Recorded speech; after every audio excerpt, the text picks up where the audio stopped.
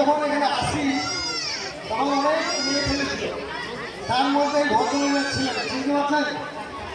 কি নাম ভদ্রে? এর খুব স্টাইল, চশমা যেমন স্টাইল, কাপড় চোপড়ের স্টাইল। আমি দেখলাম এই মেয়েটা ছিল, আপনারা চিনতে পারছেন?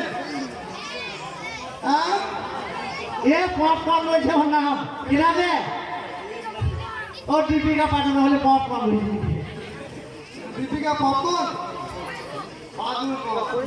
আচ্ছা ঠিক আছে, খেলাটা দেখা